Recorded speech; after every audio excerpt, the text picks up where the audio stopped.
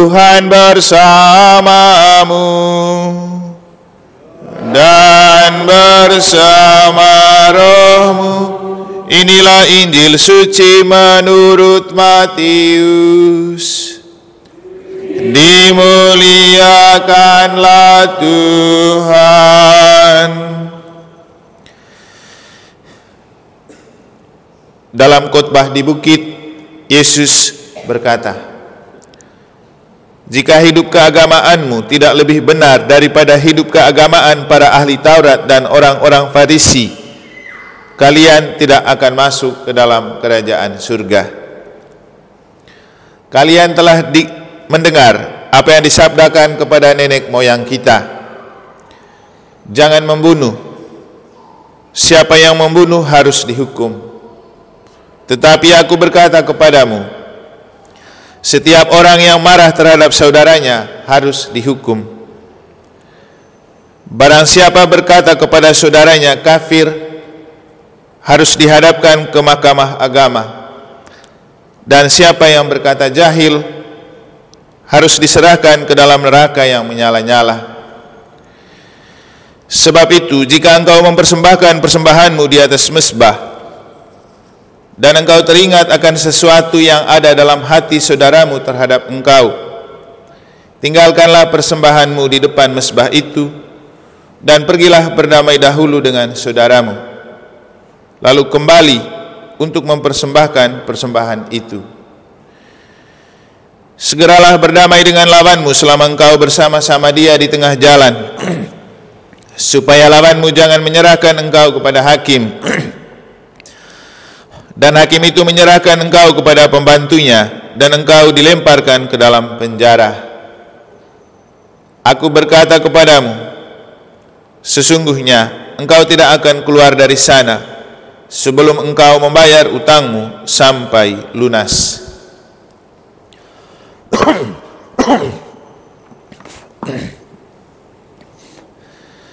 Demikianlah sabda Tuhan. Terpujilah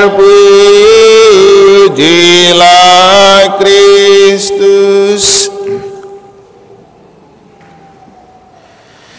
Sebab itu, jika engkau mempersembahkan persembahanmu di atas mezbah, dan engkau teringat akan sesuatu yang ada dalam hati saudaramu terhadap engkau, tinggalkanlah persembahanmu di mezbah itu, dan pergilah berdamai dahulu dengan saudaramu, lalu kembali melanjutkan persembahanmu.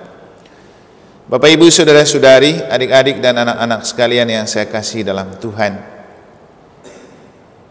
agama Katolik sering disebut dengan agama hati, karena hati adalah pusat dari setiap iman dan kepercayaan kita.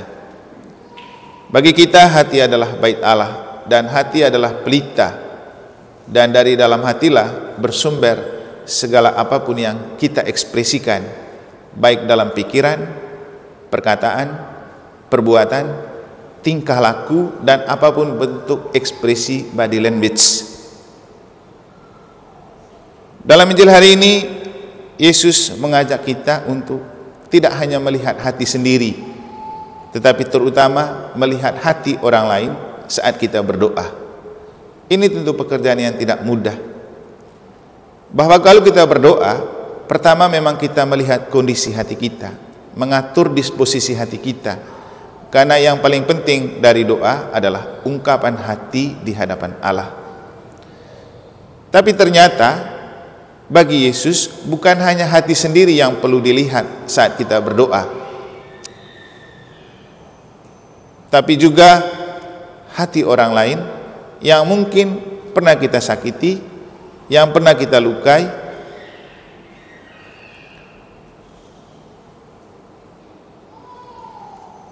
yang pernah mungkin kita bikin dia kecewa.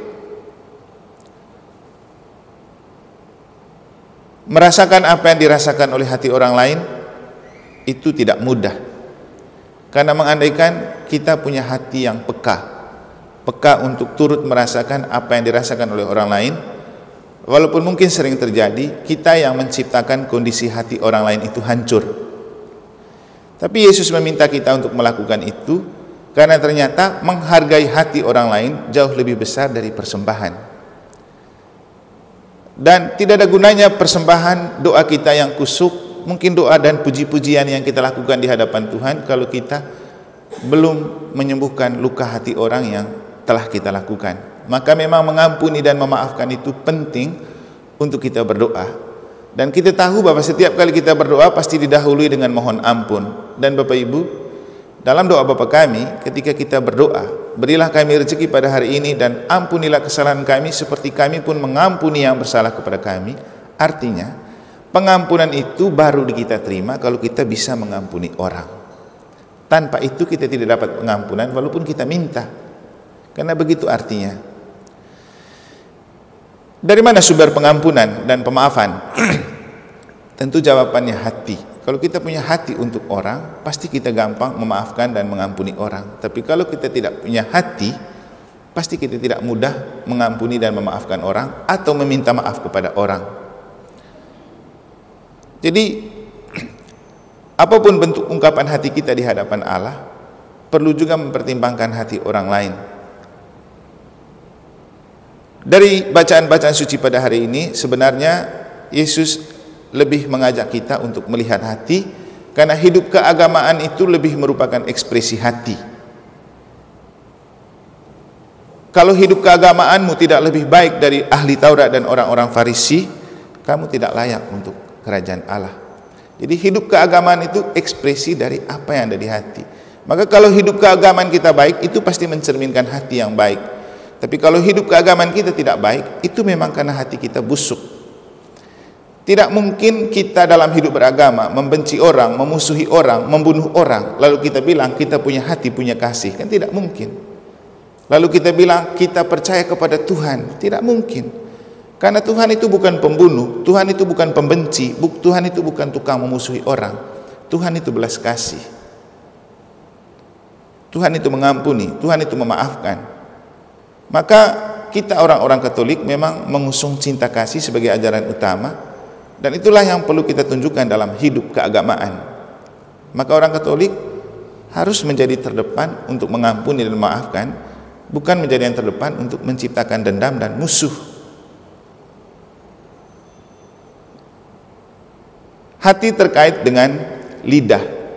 Dan hari ini kita memperingati Santo Antonius dari Padua, seorang imam yang kemudian menjadi pembimbing dan pelindung barang-barang hilang.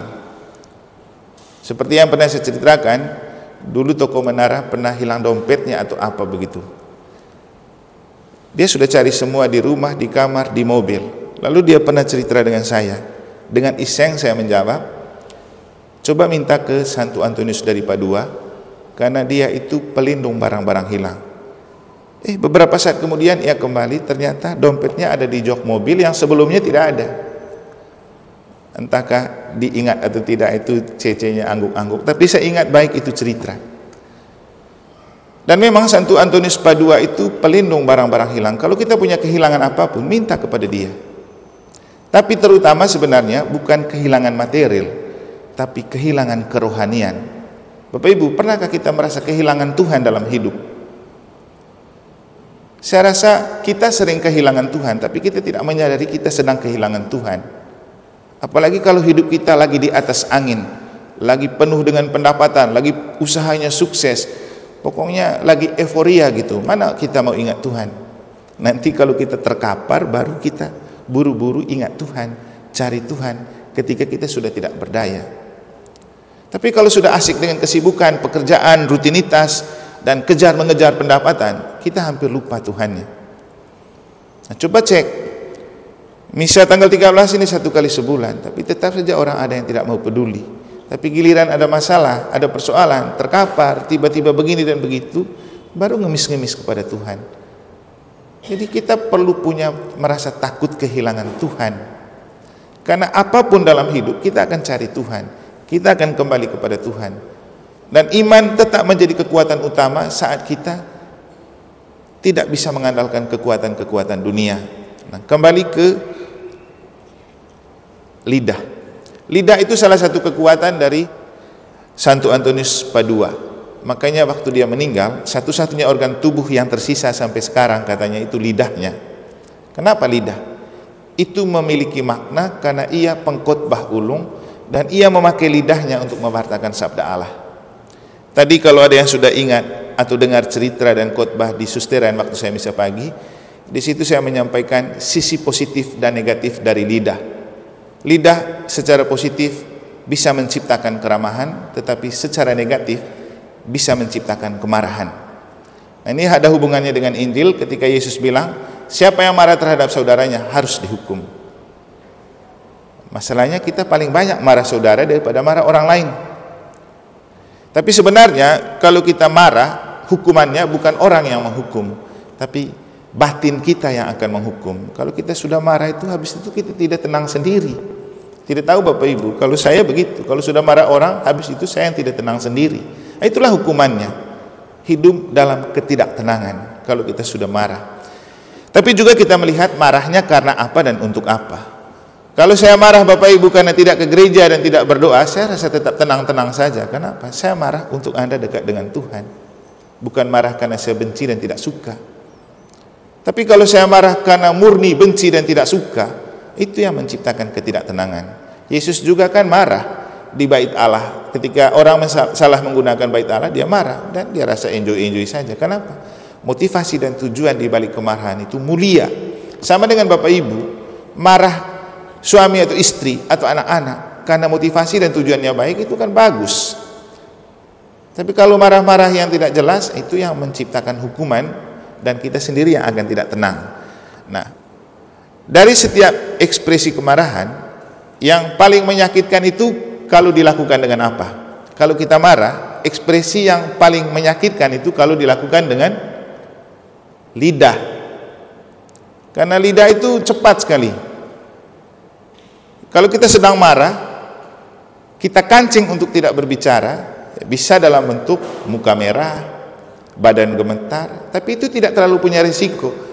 Tapi kalau kemarahan itu kita ungkapkan dengan lidah atau kata-kata, itu yang bikin sederetan kata-kata binatang itu muncul.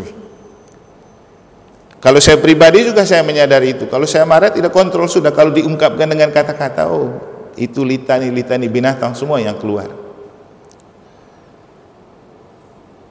Tapi kembali ke motivasi dan tujuan kita marah itu apa? Jadi Bapak Ibu Saudara-saudari, ada hubungan yang sangat dekat antara menata hati dan lidah. Kalau orang yang punya hati yang baik, pasti dia bisa mengendalikan lidah. Tapi kalau orang tidak punya hati yang baik, pasti dia tidak bisa mengontrol lidah. Orang yang suka berbicara negatif tentang orang, pasti lahir dari hati yang busuk.